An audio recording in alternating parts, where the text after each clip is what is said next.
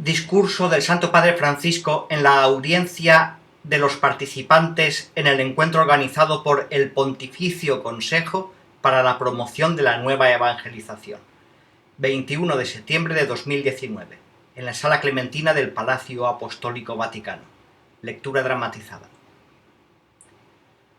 Queridos hermanos y hermanas, os doy la bienvenida y agradezco a Monseñor Fisichella las palabras que me ha dirigido en nombre de todos vosotros. Habéis reflexionado sobre un tema central para la evangelización: cómo encender el deseo de encontrar a Dios a pesar de los signos que oscurecen su presencia. En este sentido, el Evangelio de Lucas nos ofrece un buen punto de partida cuando nos habla de los dos discípulos que iban a Emaús. Cristo caminaba con ellos, pero por el desánimo que tenían en sus corazones, no pudieron reconocerlo. Lucas 24, del 13 al 27. Lo mismo sucede con muchos de nuestros contemporáneos. Dios está cerca de ellos, pero no pueden reconocerlo. Se dice que una vez que el Papa Juan XXIII, durante un encuentro con un periodista que le dijo que no creía, respondió: tranquilo, eso es lo que tú dices. Dios no lo sabe y te considera igualmente como un hijo al que ama. Fin de cita. El secreto, pues, reside en sentir, junto con las propias incertidumbres, la maravilla de esta presencia. Es el mismo asombro que sintieron los discípulos de Emaús. ¿No estaba ardiendo nuestro corazón dentro de nosotros cuando nos hablaba en el camino y nos explicaba las Escrituras? Versículo 32. Hacer que arda el corazón es nuestro desafío. A menudo sucede que la Iglesia es para el hombre de hoy un recuerdo frío, cuando no una amarga decepción, como lo fue el caso de Jesús para los discípulos de Emaús. Tantos, sobre todo en Occidente, tienen la impresión de una Iglesia que no los entiende y que está lejos de sus necesidades. Otros, que quieren seguir la lógica poco evangélica de la relevancia, juzgan a la Iglesia demasiado débil en relación con el mundo, mientras que algunos todavía la ven como demasiado poderosa en comparación con las grandes pobrezas del mundo. Yo diría que es justo preocuparse, pero sobre todo ocuparse cuando se percibe una Iglesia mundana. Es decir, que sigue los criterios del éxito del mundo y se olvida de que no existe para proclamarse a sí misma sino a Jesús. Una Iglesia preocupada por defender su buen nombre, que lucha por renunciar a lo que no es esencial, ya no siente el ardor de calar el Evangelio en el presente. Y termina siendo más una hermosa pieza de museo que la casa sencilla y festiva del Padre. La tentación de los museos y también de concebir la tradición viva de la Iglesia como museo, de preservar las cosas para que estén todas en su lugar. Soy católico porque he digerido el Dezinger, que es la colección de símbolos, definiciones y declaraciones sobre cuestiones de fe y moral. Dejémoslo claro.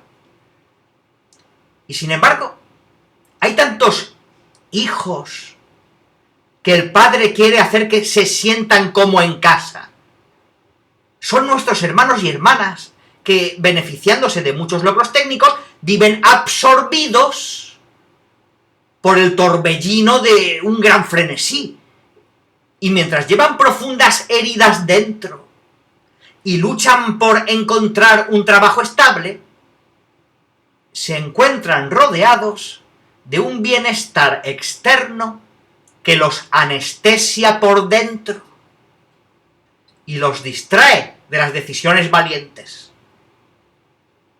¿Cuánta gente a nuestro lado vive deprisa, esclava de lo que debería ayudarla a sentirse mejor, y olvida el sabor de la vida, la belleza de una familia grande y generosa que llena el día y la noche, pero que expande el corazón, la luminosidad que se encuentra en los ojos de los hijos, que ningún smartphone puede dar,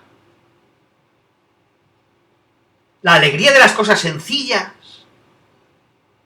la serenidad que da la oración. Lo que nuestros hermanos y hermanas nos piden a menudo, tal vez sin poder hacer la pregunta, corresponde a las necesidades más profundas: amar y ser amados, ser aceptados por lo que uno es, encontrar la paz del corazón y una alegría más duradera del entretenimiento. Hemos experimentado todo esto en una sola palabra, más aún, en una sola persona: Jesús. Nosotros, que aunque frágiles y pecaminosos, hemos sido inundados por el caudal del río de la bondad de Dios, tenemos esta misión: encontrarnos con nuestros contemporáneos para hacerles conocer su amor. No tanto enseñando, y nunca juzgando, sino haciéndonos compañeros de camino. Como el diácono Felipe, que narran los Hechos de los Apóstoles, se levantó, se puso en camino, corrió hacia el etíope y como amigo se sentó a su lado, hablando con aquel hombre que tenía un gran deseo de Dios en medio de muchas dudas. Hechos 8 del 26 al 40. Qué importante es sentirse interpelado por las preguntas de los hombres y mujeres de hoy, sin pretender tener respuestas inmediatas y sin dar respuestas ya confeccionadas, sino compartiendo palabras de vida, no para hacer prosélitos, sino para dejar espacio a la fuerza creadora del Espíritu Santo, que libera el corazón de la esclavitud que lo oprime y renueva. Transmitir a Dios, pues, no es hablar de Dios, no es justificar su existencia. Hasta el diablo sabe que Dios existe. Anunciar al Señor es testimoniar la alegría de conocerlo. Es ayudar a vivir la belleza de su encuentro. Dios no es la respuesta a una curiosidad intelectual o a un compromiso de la voluntad, sino a una experiencia de amor llamada a convertirse en historia de amor. Porque, y es válido ante todo para nosotros, una vez que hemos encontrado al Dios vivo, debemos buscarlo de nuevo. El misterio de Dios nunca se agota. Es inmenso como su amor. Dios es amor. Primera de Juan 4:8. Dice la Escritura. Utiliza el verbo ser, porque Dios es así. No varía según cómo nos comportemos. Es amor incondicional. no cambia, a pesar de todo lo que podamos hacer. Como dice el Salmo, su amor es para siempre. Salmos 136:1. Es amor que no se consume, como en la escena de la zarza ardiente, cuando Dios, revelando su nombre por primera vez, ya usó el verbo ser. Yo soy el que soy. Éxodo 3:14. Qué hermoso es anunciar este Dios fiel, un fuego que no se consume, a nuestros hermanos y hermanas que viven en la tibieza porque el primer entusiasmo se ha enfriado. Qué hermoso es decirles: Jesucristo te ama, dio su vida para salvarte y ahora está vivo a tu lado cada día. A la luz de este querigma se desarrolla la vida de fe, que no es una construcción complicada hecha de tantos ladrillos juntos, sino el descubrimiento siempre nuevo del núcleo fundamental, el latido palpitante del corazón del Evangelio, la belleza del amor salvífico de Dios manifestado en Jesucristo, muerto y resucitado. La vida cristiana se renueva siempre con este primer anuncio. Me gusta reiterar ante vosotros que cuando a este primer anuncio se le llama primero, eso no significa que está al comienzo y después se olvida o se reemplaza por otros contenidos que lo superan.